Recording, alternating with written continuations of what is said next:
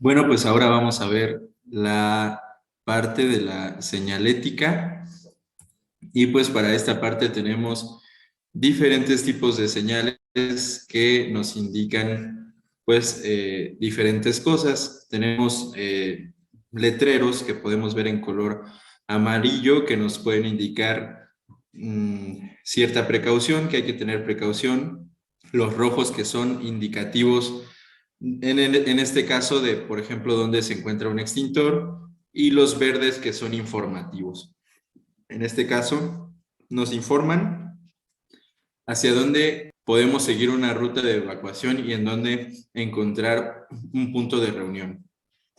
Los brigadistas, una parte de su trabajo pues será observar cada una de estas señaléticas y tener en cuenta cada una de las indicaciones que están marcando.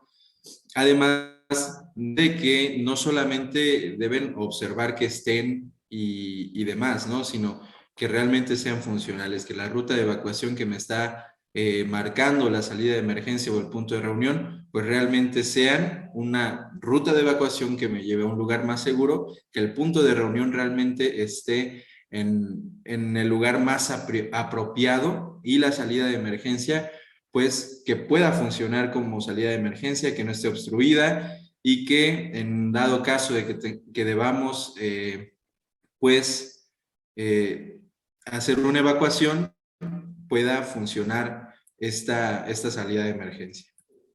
Tenemos también lo que es el equipo básico contra incendios, y para eso pues tenemos los extintores, los cuales pueden ser de diferentes tipos según el fuego que queramos combatir o el material el cual está haciendo el combustible y que está pues encendido. Entonces tenemos diferentes tipos de extintores como el de CO2, polvo químico seco, uno que es especial para aceites de cocina.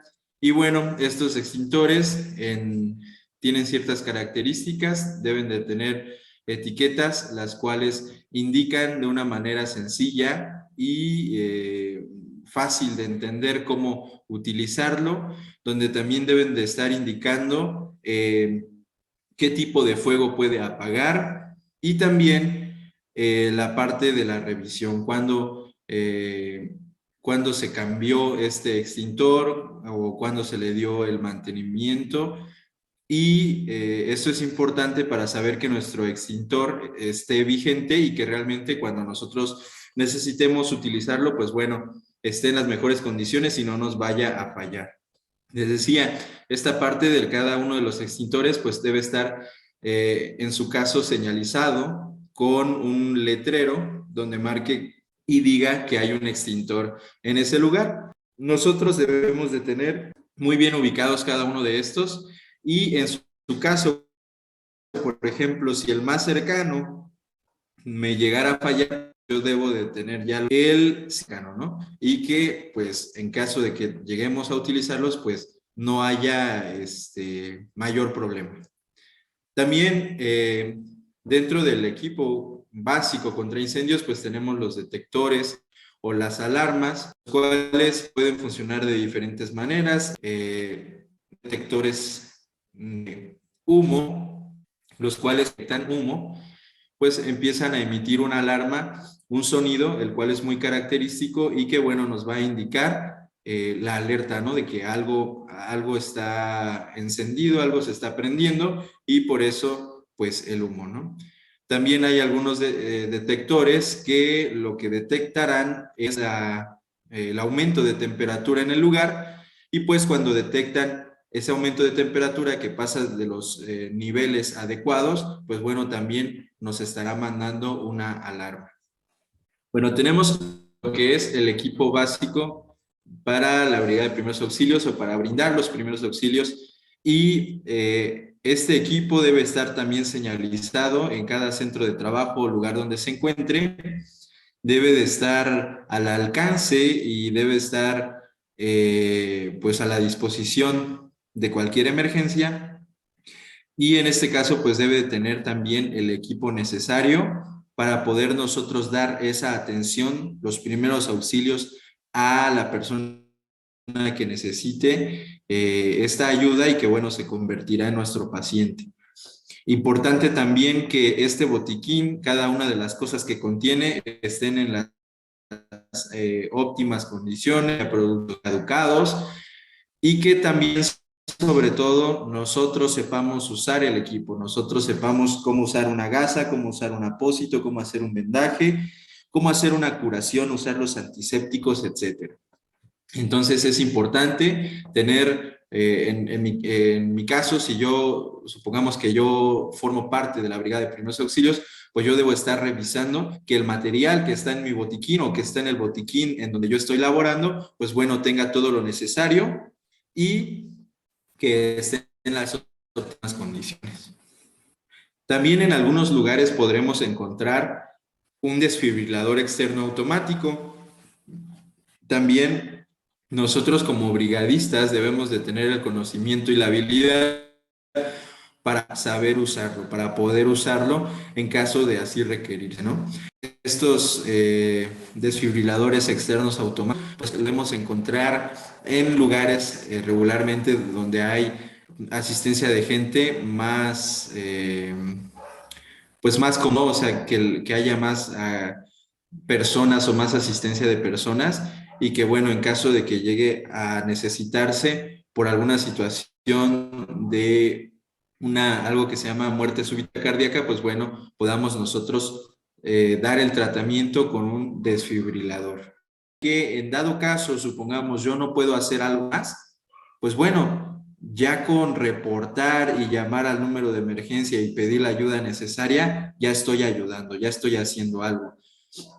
Y definitivamente, aunque no sea algo que, digamos, yo no pueda estar atendiendo mientras, es importante que nosotros, como primeros respondientes, pues también activemos el sistema de urgencias o de emergencia para que podamos tener la ayuda necesaria en el más corto tiempo posible y que, pues bueno, se pueda dar la mejor solución. Bueno, tenemos tipos de sistemas de alertamiento, los cuales pues nos pueden indicar lo que decíamos, un incendio, nos pueden indicar tal vez algún sismo o que está pasando algún sismo o cualquier tipo de situación nos podría estar indicando alguna alarma, alguna señal, etcétera, ¿no? Y pues bueno, para estos sistemas de alertamiento debemos de ubicar primero cuál es la emergencia y que al emitirse una alerta nosotros podamos identificar cuál es la emergencia. Por ejemplo, si tengo un detector de humo, pues bueno, que yo conozca el sonido, la alarma del detector de humo y que yo sepa qué está sucediendo. En caso de que haya, por ejemplo, en mi centro de trabajo alguna alarma sísmica, pues que yo alcance a reconocer también cuál es el sonido de esa alarma sísmica y que yo sepa que está ocurriendo o va a ocurrir algún sismo.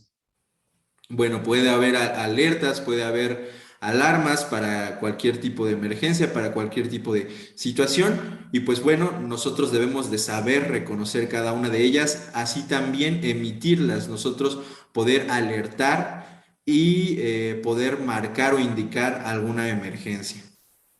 Para la activación del sistema de emergencias en nuestra universidad, pues hay que seguir ciertos pasos, ¿no? Para activar este servicio, en este caso, servicio médico de urgencias, y lo hacemos primero marcando desde cualquier extensión universitaria al asterisco 09 o bien marcando el 42192 1209 desde cualquier teléfono móvil. Y pues bueno, ahí el sistema de emergencias, pues lo podremos activar, nos responderán pidiéndonos ciertos datos y es importante que nosotros identifiquemos cuál es la ubicación exacta y que podamos proporcionar la ubicación exacta a la persona que nos esté atendiendo la llamada, donde requerimos el apoyo y no usar lugares, digamos, muy generales, ¿no? Que alguien se cayó o alguien necesita algo en la cafetería, pero pues a lo mejor hay 3, 4 cafeterías, entonces pues sí, ¿en cuál cafetería, no? Debemos de ser específicos en el lugar en el cual está sucediendo la emergencia para que así puedan llegar de una manera más rápida, ¿no? También es importante indicar el tipo de urgencia o emergencia que se está suscitando, es decir, alguien se cayó o alguien está presentando una herida, alguien está convulsionando o también hay fuego o tal vez alguna situación, por ejemplo, una rama que está a punto de caerse, etcétera, etcétera. Cualquier tipo hay que indicar, pues según sea el caso. Por ejemplo, supongamos yo activo el sistema de urgencias y es un incendio y llegan con el equipo para atender a heridos, ¿no? Por ejemplo, con un botiquín para atención médica y no con un extintor, entonces pues ahí ya estoy perdiendo yo tiempo, ¿no? De ser posible también es hay que indicar si es una persona lesionada, si hay personas lesionadas o no hay, y pues bueno, la situación de estas personas, ¿no? Que puedan estar necesitando ese apoyo o esa ayuda.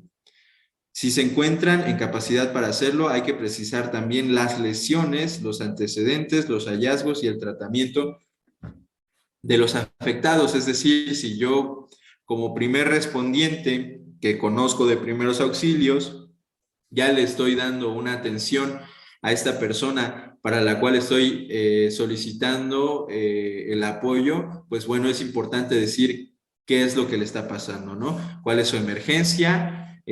¿Cuáles son sus antecedentes? Tal vez es un compañero de trabajo que yo conozco que de por sí convulsiona, por ejemplo, o que de por sí es asmático o que es alérgico a algo, pues bueno, ya puedo ir indicando cuál es la probable causa de que suscitó pues esa emergencia.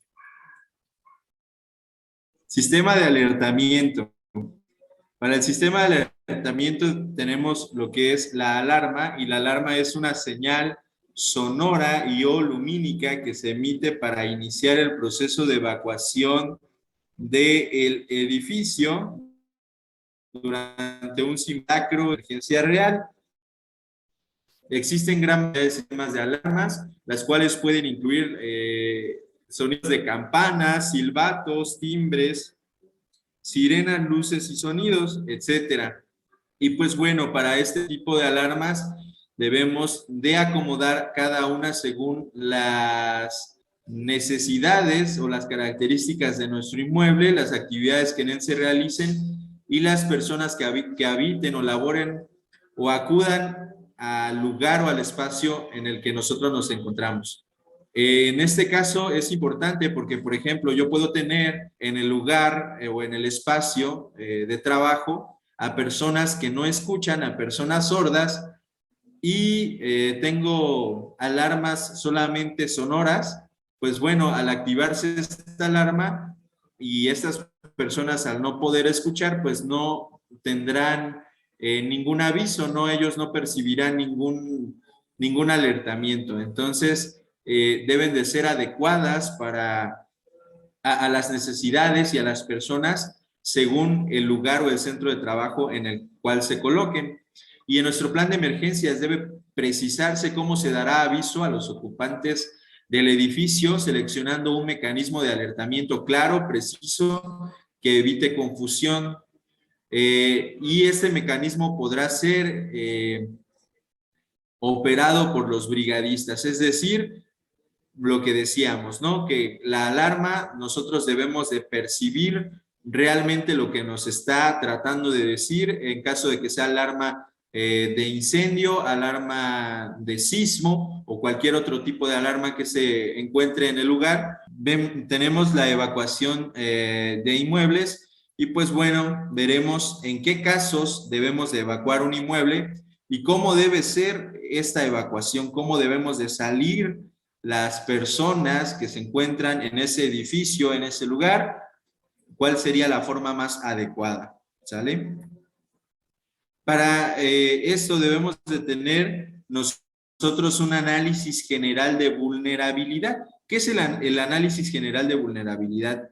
Es un estudio dentro del cual se analizan los riesgos, agentes perturbadores a los que están expuestos tanto la población como sus bienes para intentar evitar o mitigar dichos efectos destructivos, preservando la vida humana. Es decir, nosotros en nuestro análisis de vulnerabilidad, pues debemos identificar todas las situaciones que se podrían presentar en el lugar en el que nosotros nos encontramos, en el edificio, en la facultad o en el espacio que nosotros estamos ocupando.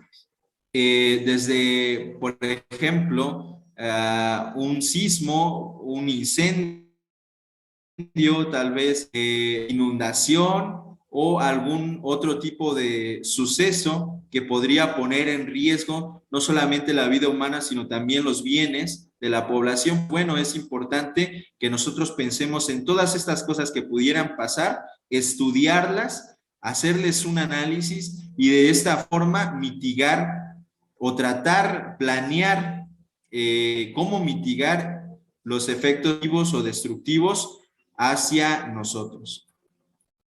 ¿Y qué es la zona de riesgo? Pues son aquellas que por su naturaleza, equipo, almacenaje, características físicas, acumulación de materiales o cualquier otro factor proporcionan un riesgo a los ocupantes, como por ejemplo, inseguida de materiales, intoxicaciones, muebles muy altos y pesados, etcétera.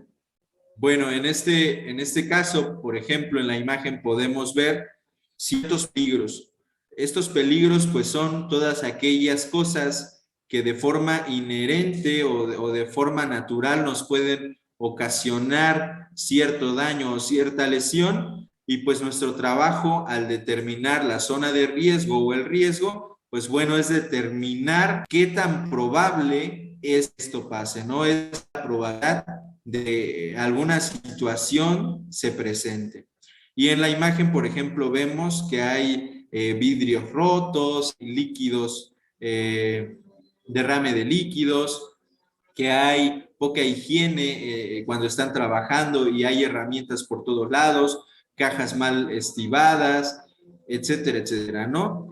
Personas que incluso pues ya se resbalaron, o personas que no tienen el equipo de protección personal adecuado. Y pues bueno, nosotros al determinar la zona de riesgo es importante que también determinemos cada una de las situaciones que pudieran presentarse por la situación que de por sí existe en ese lugar de trabajo. Supongamos, ¿qué es lo que pudiera pasar en alguna bodega o en algún almacén? Pues supongamos que tenemos papelería almacenada.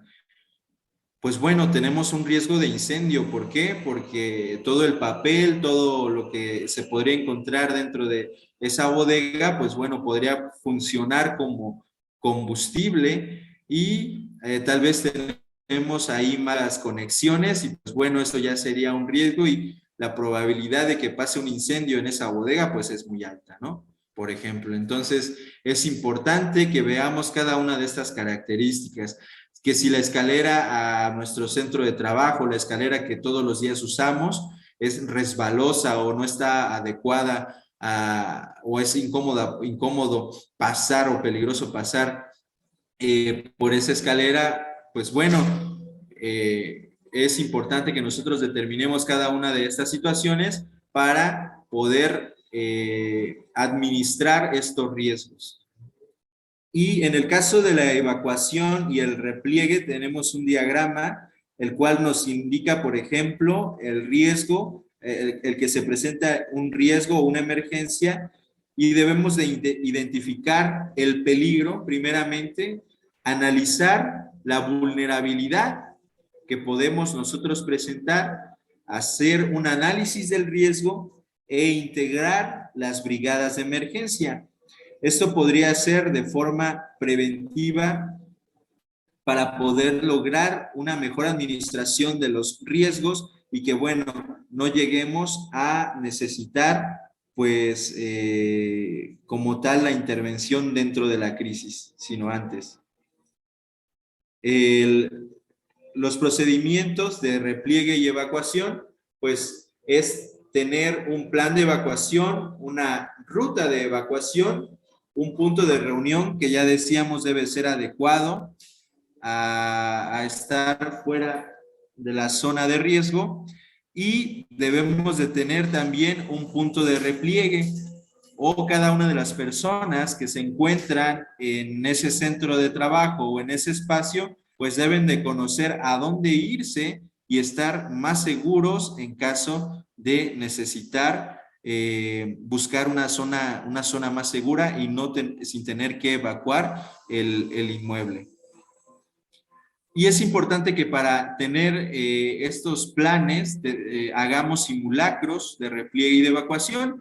Estos llevan cierto proceso que primero es la planeación, la preparación y posteriormente la ejecución y la evaluación. Al nosotros realizar cada uno de estos simulacros y después evaluarlos, pues podemos localizar puntos débiles de nosotros o puntos vulnerables, los cuales podremos ir mejorando para en caso de que se presente la situación de emergencia, pues nosotros ya tengamos resueltas muchas cosas y no nos agarre de sorpresa y no nos afecte más, ¿no? Aumentar la resiliencia en cada uno de las personas y en nosotros como equipo de trabajo, ¿no? Es importante realizar acciones también preventivas, como lo es la identificación de la zona de menor riesgo, lo que ya decíamos, buscar un lugar donde nosotros estemos en un menor riesgo, y la accesibilidad y la movilidad. Esto de la accesibilidad y la movilidad es importante porque tal vez en nuestro lugar de trabajo, por ejemplo, tenemos solamente una salida de emergencia y por la cual tendríamos que atravesar también escaleras, pero imagínense que aparte de que de por sí es solamente una, y yo tengo, no sé, por ejemplo, 30 personas en ese lugar y solamente una salida de emergencia, pero aparte que esa salida de emergencia esté mojada o que esté obstruida, pues bueno, eso nos complicará más la situación, ¿no? Y que, bueno, la movilidad pues pueda ser adecuada y la accesibilidad a los puntos de menor riesgo y a los puntos de reunión, pues bueno, podamos tenerlas claras, ¿no? Los puntos de acceso. Bueno, en la evacuación y el repliegue vamos a ver que el repliegue es la acción de dirigirse a un sitio previamente identificado que represente menor riesgo ante la imposibilidad de evacuar inmediatamente el inmueble. Esto puede ser en este caso o en caso de que no necesitemos evacuar el inmueble, sino que solamente necesitemos buscar un lugar más seguro. Por ejemplo, nosotros empezamos a escuchar disparos afuera del edificio y obviamente no vamos a correr hacia afuera, vamos a buscar en el lugar en donde nosotros nos encontramos un lugar más seguro, un lugar donde podamos estar en menor riesgo. Y la evacuación será el proceso destinado a desocupar ordenadamente un sitio ante una amenaza real o potencial, previniendo así daños a la persona. Bueno, en la evacuación debemos de dejar como tal el edificio o el espacio en el que nosotros nos encontramos para dirigirnos a un lugar de menor riesgo fuera del edificio o fuera del lugar de donde nosotros nos encontramos, porque puede haber un peligro potencial si nosotros nos quedamos en ese lugar. Una emergencia como tal será una situación anormal que puede causar un daño a la sociedad y propiciar un riesgo excesivo para la seguridad e integridad de la población en general, generada o asociada con la inminencia, alta probabilidad o presencia de un agente perturbador. Bueno, en este caso, la situación de emergencia nos puede indicar desde algún incendio, acumulación de humo, por ejemplo, alguna situación de algún sismo, por ejemplo, etcétera, etcétera. Entonces nosotros al tener esa probabilidad de sufrir daño o de tener alguna pérdida, pues bueno, se presenta esta emergencia y es importante que nosotros sepamos cómo responder o cómo actuar en esa emergencia. La evacuación de inmuebles y repliegue es la aplicación del procedimiento establecido para desalojar un inmueble o buscar resguardo en el sitio más seguro posible dentro del mismo inmueble. Lo que ya decíamos, si hay alguna situación que amerite que yo deje como tal el inmueble en el que yo me encuentro, pues tendré que hacer una evacuación, y en caso de que yo, por ejemplo, me ponga más en riesgo en salir hacia afuera o sea demasiado tiempo, por ejemplo, que yo intente salir, pues será mejor buscar en el lugar donde yo me encuentro, buscar un lugar de menor riesgo en el cual pueda yo estar más seguro. Esta evacuación del inmueble y el repliegue deben de ser de una forma ordenada, deben de tener un protocolo ya establecido, deben de tener también lo que decíamos, ¿no? Ya un entrenamiento para que cuando se presente la situación, pues bueno, sepamos nosotros cómo hacer esta evacuación o este repliegue y sepamos a dónde dirigirnos. Un inmueble se puede evacuar debido a amenazas reales, como lo es la inundación inminente, incendio, presencia de vapores químicos, humo, etcétera. Entonces, en estos casos, nosotros tendríamos que dejar el lugar en donde nosotros nos encontramos y evacuar definitivamente el espacio. Pueden ser también potenciales como disturbios sociales que pueden llegar hasta el lugar donde nosotros nos encontramos, amenazas, efectos psicológicos en los ocupantes y que exista la potencialidad de causar daño. Por ejemplo, en las escuelas ha llegado a pasar que pues algún alumno o alguna persona llega y quiere disparar a toda la gente, y después de disparar pues ahora sí que al azar o nada más disparar, pues ellos se suicidan, ¿no? Por ejemplo, un disturbio de este tipo o una amenaza de este tipo, nosotros deberíamos de buscar evacuar o en su caso buscar algún lugar de repliegue donde estar más seguros. También hay algunas situaciones que podrían presentarnos un riesgo mayor, y pues bueno, tendríamos que dejar nuestro lugar o nuestro espacio de trabajo para poder estar a salvo, para poder estar seguros, y deberíamos de, al nosotros formar este equipo de brigadistas, dirigir a la gente, a los ocupantes, a la zona de menor riesgo o en su caso a algún tipo de refugio o algún lugar donde las personas todas puedan estar más seguras. En la evacuación vamos a ver que tenemos tiempo disponible contra tiempo necesario. ¿Qué es el tiempo disponible? Pues el tiempo disponible como tal es la cantidad de tiempo real del que se dispone para evacuar y llegar hasta el punto de reunión. Es decir, supongamos que a las 10 en punto comienza a temblar y a las 10:05 el edificio ya se colapsó, supongamos, ¿no? Entonces, ¿cuál sería ahí mi tiempo disponible? Pues solamente tengo 5 minutos para evacuar o para salir del lugar o del edificio que se va a colapsar. Pero hay algo que también nos marca como tiempo necesario, el cual es la cantidad de tiempo que se necesita para evacuar y llegar hasta el punto de reunión.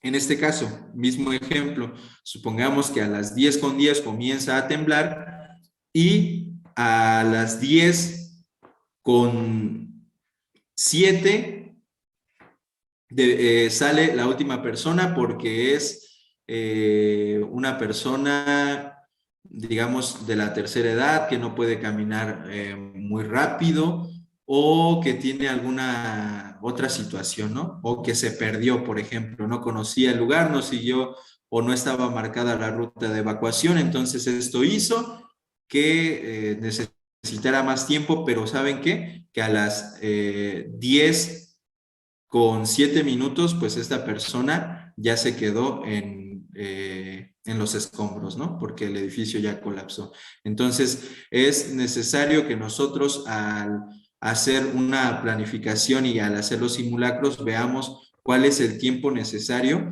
en que se evacúen todas las personas, todos los ocupantes, y que podamos administrar estos tiempos, que pues podamos tener, en caso, por ejemplo, de tener a personas que usan silla de ruedas, pues que tengamos todas las rampas habilitadas para que pueda tener la accesibilidad al punto de reunión o a la zona de menor riesgo. Para eso, pues debemos de determinar las rutas de evacuación, y para determinar las rutas de evacuación debemos de conocer el edificio, debemos de hacer un reconocimiento al área que nosotros ocupamos, y también a las áreas que son circundantes al lugar en donde nosotros estamos. Debemos de conocer los ocupantes, los brigadistas, etcétera. Además de aportar elementos suficientes para ubicar rutas y salidas ante cualquier eventualidad que requiera el desalojo del inmueble.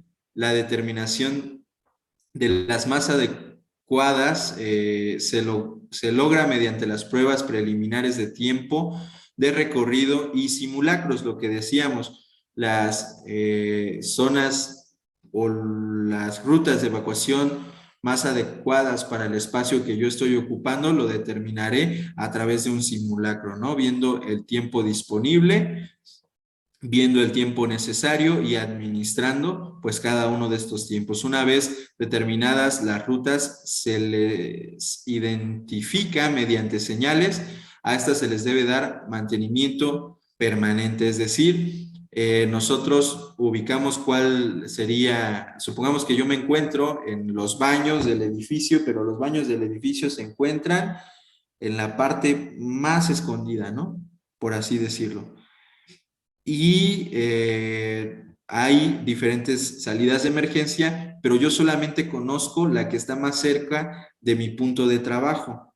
Entonces, pues si llegara a necesitar yo evacuar ese lugar, por no conocer las demás rutas de evacuación, pues solamente podría usar la que yo conozco y me llevaría mucho más tiempo. Es por eso que debemos de analizar cada una de las rutas posibles de evacuación y que me lleven a un punto de reunión seguro fuera del inmueble, y que estén señalizadas para que en dado momento que se necesiten, pues no solamente yo pueda dirigirme a un lugar más seguro, sino cualquier persona que llegue al centro de trabajo, incluso los que no trabajan ahí y que van por primera vez, ¿no? Que puedan localizar cada una de estas rutas de evacuación, salidas de emergencia, puntos de reunión. Además de que es nuestra responsabilidad como brigadistas observar que estas rutas de evacuación estén bien marcadas y que estén en óptimas condiciones, que realmente estén visibles y adecuadas a lo que se pueda presentar. Pues bueno, es importante que nosotros como brigadistas tengamos en cuenta cada una de estas situaciones y que no descuidemos ninguna área para poder ser resilientes ante cualquier tipo de emergencia. Pues bueno, eso sería todo de mi parte. Muchísimas gracias por su atención y ha sido un gusto compartir con ustedes.